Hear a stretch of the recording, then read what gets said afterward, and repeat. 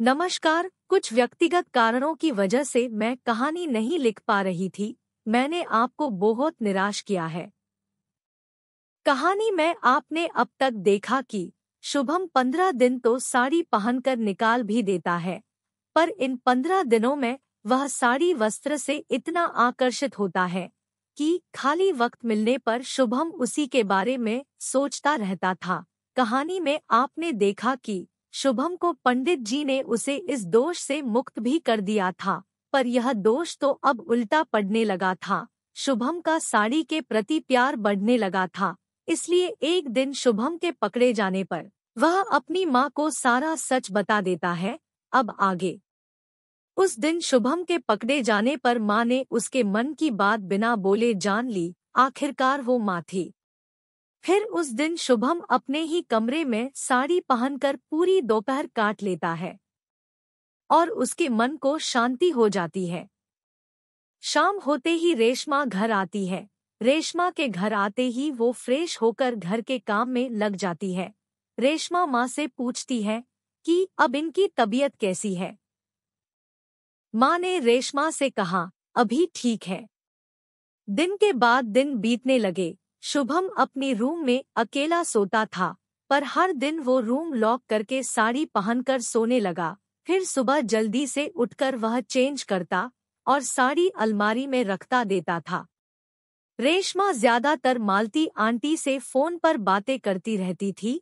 शुभम की रेशमा के साथ बातचीत थोड़ी कम होती थी, पर एक दिन शुभम और रेशमा रात में अकेले बैठे थे। शुभम को समझ नहीं आ रहा था कि वो कैसे शुरुआत करे। फिर हिम्मत जुटाकर उसने कहा, रेशमा, क्या तुम मुझसे प्यार करती हो? रेशमा को समझ नहीं आ रहा था कि ये शुभम क्या पूछ रहे हैं। रेशमा ने बिना किसी हिचकिचाहट से हाँ कह दिया। आप ऐसे क्यों पूछ रहे हो? नहीं रेशमा, मेरा मतलब, अगर मैं भविष्य में मर्द जैसे जीना नहीं चाहता फिर भी तुम मुझसे प्यार करोगी? हाँ, मैं आपसे बहुत प्यार करती हूँ। आपको जो करने की इच्छा हो वो आप कर सकते हो। मैं हमेशा आपके साथ रहूंगी और आपका साथ दूंगी। आपने मेरे लिए जो किया है वो दुनिया में कोई इंसान नहीं कर पाता। एक अनाथ को आपने परिवार दिया है, और आपका परिवार जैसा परिवार तो मुझे मिलना तो मेरे भाग्य की बात है। रेशमा की बातें सुनकर शुभम भावुक हो गया और हम दोनों ने एक दूसरे को गले लगाया। उसके बाद दोनों सोने चले गए। शुभम की मनस्थिति अब पहले जैसे नहीं रही। उसका ऑफिस का काम करने का परफॉर्मेंस भी कम होने लगा। घर में शादी की बातें चलने लगी थी, क्योंकि हम दोनों की मंगनी तो हो चुकी थी और अब ये दूसरी शादी ऑफिशियल होने वाली थी। माँ के कहने पर फिर से पंडित जी को बुलाया गया। माँ ने जल्द से जल्द शादी की तारीख निकालने को कही। देखते ही देखते कार्ड छप गए। पूरे ऑफिस को रेशमा और शुभम ने आमंत्रित किया और कहा, लो भाई, बाद में मत कहना कि शादी पर नहीं बुलाया, क्योंकि हमारी मंगनी पर किसी को कुछ नहीं बताया था।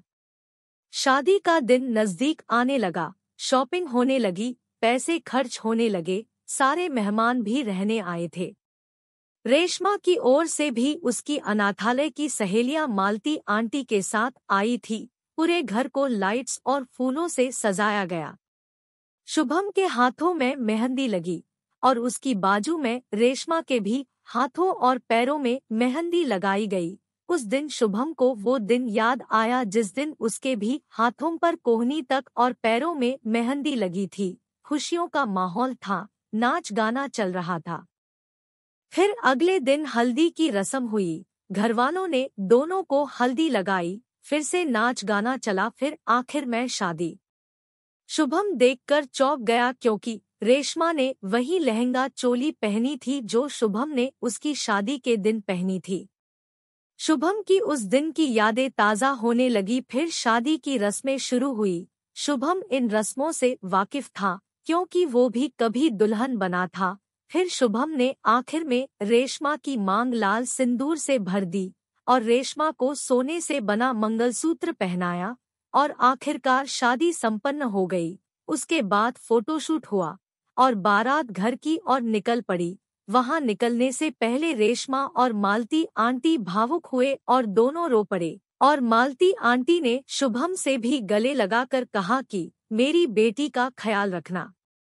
फिर थोड़ी देर में हम घर पहुंच गए। रेशमा का घर में स्वागत हुआ, कुछ रस्में हुई। फिर आखिरकार वो दिन आया जिस दिन का शुभम को इंतजार था, सुहागरात। रेशमा को वो दिन याद करके ही हंसी आने लगी, पर इस वक्त ऐसा कुछ नहीं हुआ जो उस दिन हुआ था। आज के दिन दोनों ने अपनी विर्जिनिटी खो दी। देखते ही देखते 5 महीने बीत गए। एक दिन रेशमा को उल्टियां आने लगी। माँ रेशमा को डॉक्टर के पास ले गई और आते वक्त माँ ने मिठाई का डिब्बा साथ लाया और घर में सबको मिठाई खिलाई और कहा कि रेशमा पेट से है। घर में खुशी का माहौल छा गया। उस दिन मालती आंटी भी रेशमा से मिलने आई और घर में पहली बार ऐसा शुभ मुहूर्त आया था।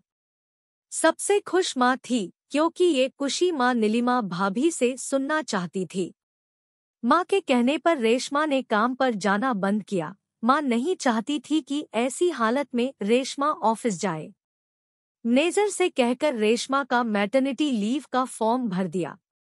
शुभम बाहर से खुश था पर अंदर से वो दुखी था। वो रेशमा ने जान लिया। एक दिन रेशमा ने शुभम से पूछा, उस रात आपने बात अधूरी बोली, आपने फिर आगे क्या करने का सोचा है? कौन सी बात? आपने कहा था कि मैं मर्द जैसा जीना नहीं चाहता, फिर मैं प्यार करूंगी कि नहीं? हाँ, पर मुझमें हिम्मत नहीं हो रही किसी से कहने की कि माँ क्या कहेगी और अपना भविष्य कैसा होगा। मतलब अगर मैं औरत जैसा जीना चाहता हूँ तो पैसे कौन कमाएगा? मैं हूँ ना, रेशमा ने कहा। मैं किसी पर बोझ नहीं बनाना चाहता, पर ऐसे मर मर कर जीना भी नहीं चाहता। ठीक है, फिर हम माँ से बात करते हैं। फिर रात होते ही दोनों ने माँ को कमरे में बुलाया और दोनों पुतले की तरह बैठे थे। माँ ने ऐसे दोनों को देखकर बोली, अरे क्या बात है, बोलो तो सही, इतनी रात को क्या कहना है? माँ मुझे पता नहीं कैसे कहूँ, पर मुझे ऐसे जीने में घुटन सी हो रही है। क्या मतलब है ऐसे जीने में? सब अच्छा तो चल रहा है। रुको माँ, मैं बताती हूँ। मतलब माँ, आगे की जिंदगी इनको अब औरत बनकर जीना है। ये सुनकर माँ के चेहरे पर जो खुशी थी अचानक से गायब हो गई। शुभम, क्या ये सच कह रही है? शुभम शर्म के मारे कुछ कह नहीं पा रहा था, बल्कि वो सर नीचे झुकाकर चुप था। ठीक है, फिर हम कल बात करेंगे, अभी सो जाओ।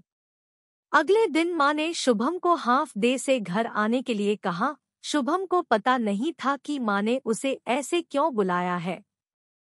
घर आते ही माँ शुभम को लेकर डॉक्टर के पास गई। वो मनोचिकित्सक डॉक्टर थे। वहाँ मेरी अपॉइंटमेंट थी। माँ ने कहा, जो पूछे उनका सही सही जवाब देना। वहाँ डॉक्टर से मेरी 1 घंटे तक बातचीत हुई। वो डॉक्टर को माँ ने पहले ही सभी बता दिया था कि मैं औरत बनकर जीना चाहता हूँ और डॉक्टर ने कहा कि ये संभव है, पर एक बार ट्रीटमेंट शुरू हो जाए तो फिर दोबारा पीछे नहीं मुड़ सकते।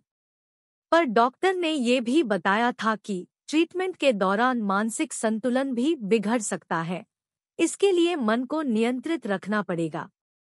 सभी ठीक हो गया। बाहर आने के बाद मैंने माँ से गले लगाया। फिर से 3 दिन बाद अपॉइंटमेंट हुई और आखिरी फैसला हो गया।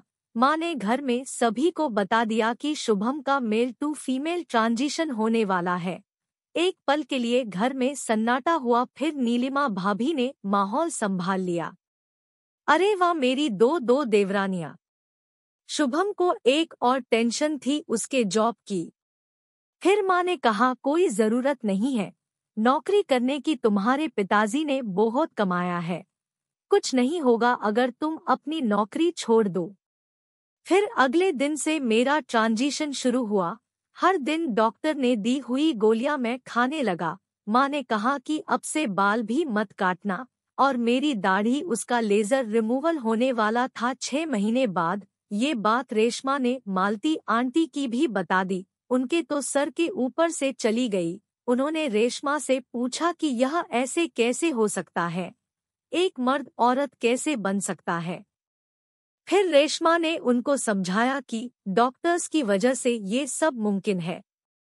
माँ ने शुभम से कहा कि अगर चाहता है तो तू अब से साड़ी पहन सकता है।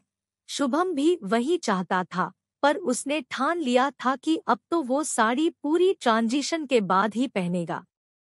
1 महीना बीता, थोड़ा थोड़ा बदलाव शुभम के शरीर में दिखने लगा। 3 महीने बाद उसने देखा कि उसका पेट सिकुड़ने लगा था और दूसरी ओर रेशमा का पेट आगे आने लगा, वो प्रेग्नेंट जो थी। 6 महीने बाद शुभम शरीर में बदलाव महसूस करने लगा। उसकी मसल्स कम होने लगी और उसका शरीर का आकार भी अब बदलने लगा था। उसकी छाती में उभार आने लगा था। उसके बाल भी हार्मोन की वजह से तेजी से बढ़ने लगे थे। डॉक्टर के कहने पर वो थोड़ा परेशान था, गोलियों का रिएक्शन जो हो रहा था, पर वो पीछे नहीं हटने वाला था। फिर शुभम के शरीर के बाल भी धीरे धीरे झड़ने लगे और उसका पूरे शरीर का लेजर रिमूवल हुआ। अब उसके फेस पर भी बाल नहीं रहे। उसका फेस भी अब बदलने लगा। माँ उसके फेस को देखकर बोली, देख, जवानी में तेरे जैसा दिखती थी, क्योंकि शुभम का चेहरा उसकी माँ पर गया था। 9 महीने बाद रेशमा की डिलीवरी हुई और रेशमा ने एक प्यारी लड़की जो जन्म दिया।